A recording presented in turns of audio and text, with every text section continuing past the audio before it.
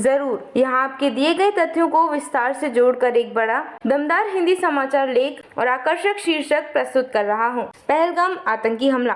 पहलगाम आतंकी हमला ISI लश्कर-ए-तैयबा की सोची समझी साजिश, पाकिस्तान के शीर्ष सैन्य और राजनीतिक नेतृत्व का घातक षड्यंत्र उजागर। पहलगाम जम्मू कश्मीर। 22 अप्रैल 2025 को घाटी के प्रसिद्ध पर्यटन स्थल पहलगाम में हुए क्रूर आतंकवादी हमले की पूरी साजिश पाकिस्तान की गुप्त खुफिया एजेंसी ISI और प्रतिबंधित आतंकी संगठन लश्कर-ए-तैयबा ने मिलकर रची थी। यह हमला सिर्फ एक आतंकवादी घटना नहीं बल्कि पाकिस्तान के उच्चतम सैन्य और राजनीतिक नेतृत्व द्वारा निर्देशित एक सावधानीपूर्वक नियोजित रणनीति था, जिसमें स्थानीय आतंकियों को डेलिबरेटली शामिल न करके विदेशी आतंकवादियों को ही निशाना बनाया गया। ISI ने दिया था लश्कर कमांडर साजिद जट को आदेश। सूत्रों के अनुसार ISI ने इस हमले के लिए लश्कर-ए-तैयबा के कुख्यात कमांडर साजिद जट को विशेष रूप से इस योजना को अंजाम देने का जिम्मा सौंपा था। आतंकवादी ऑपरेशन के दौरान गुप्तता बनाए रखने के लिए सभी स्थानीय आतंकवादियों को इस योजना से डेलिबरेटली बाहर रखा गया था, ताकि कोई भी सुराग बाहर न आए। सिर्फ विदेशी आतंकवादी ही इस हमले में शामिल थे, जो कि आतंकवाद की अंतर्राष्ट्रीय साजिशों को दर्शाता है। कहीं का भी नहीं था स्थानीय आतंकियों का सीधा हाथ, बस सहारा और रसद। जांच एजेंसियों ने पाया कि आतंकवादियों को स्थानीय स्तर पर केवल आश्रय और रसद सहायता मिली। न तो कोई स्थानीय आतंकवादी हमले में शामिल था, न ही उन्हें हमले की योजना की जानकारी थी।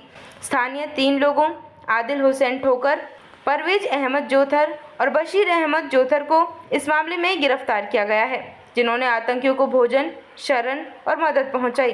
NIA की जांच में खुलासा हुआ कि परवेज और बशीर पूरी तरह से आतंकवादियों की पहचान जानते थे।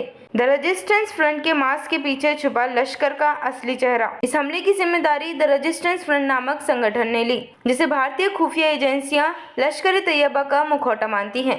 पाकिस्तान इस फर्जी फ्रंट के जरिए अपने आतंकी नेटवर्क को छिपाने और अंतर्राष्ट्रीय दबाव से बचने की कोशिश कर रहा है।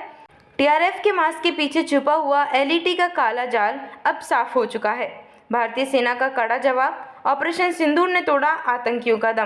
पहलगाम हमले के तत्काल बाद भारत ने जवाबी कार्रवाई के तहत 7 मई को ऑपरेशन सिंदूर किया। इसमें पाकिस्तानी और पाक अधिकृत कश्मीर में 9 आतंकी कैंपों को निशाना बनाया गया। इस ऑपरेशन में लगभग 100 आतंकवादी मारे गए। ऑपरेशन के बाद 4 दिन तक दोनों देशों के बीच सीमावर्ती इलाकों में मिसाइल और गोलाबारी जारी रही।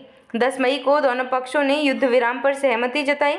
आतंकवाद की नई चाल, पाकिस्तान की अंतर्राष्ट्रीय साजिश। विश्लेषकों के अनुसार पाकिस्तान का आतंकवाद फैलाने का यह नया तरीका, विदेशी आतंकवादियों को इस्तेमाल कर स्थानीय जनजीवन को निशाना बनाना, क्षेत्रीय स्थिरता के लिए बड़ा खतरा है। ISI और लश्कर-ए-तैयबा के इस घातक षड्यंत्र से न केवल भारत के आंतरिक सुरक्षा ढांचे को चुनौती मिली है, बल्कि अंतर्राष्ट्रीय समुदाय के लिए भी गंभीर चिंता का विषय है। आगे की चुनौतियां और भारतीय सुरक्षा एजेंसियों की तत्परता। इस मामले में भारतीय सुरक्षा एजेंसियां सतर्क हैं और पूरे नेटवर्क को उजागर करने के लिए कड़ी मेहनत कर रही हैं। स्थानीय आतंकवादियों और विदेशी आतंकवादियों के बीच कड़ी निगरानी जारी है। साथ ही भारत ने पाकिस्तानी साजिशों का बहिष्कार करने और आतंकवाद के खिलाफ अंतर्राष्ट्रीय सहयोग बढ़ाने की रणनीति भी अपनाई है। निष्कर्ष: पहलगाम आतंकी हमला सिर्फ एक स्थानीय हिंसात्मक घटना नहीं, बल्कि पाकिस्तान की बड़ी रणनीतिक साजिश थी। ISI और लश्कर के सहयोग से बने इस खौफनाक षड्यंत्र को भारत ने न केवल बेनकाब किया, बल्कि उसे करारा जवाब भी दिया। हालांकि यह लड़ाई अभी खत्म नहीं हुई है। आगे भी सतर्कता और मजबूत कदमों की जरूरत बनी हुई है, ताकि जम्मू कश्मीर में शांति और स्थिरता कायम रखी जा सके। अगर आप चाहें तो मैं इस रिपोर्ट को और भी विस्तार से तैयार कर सकता हूं, या इसमें प्रमुख सवाल जवाब इन्फोग्राफिक्स के लिए सुझाव भी दे सकता हूं।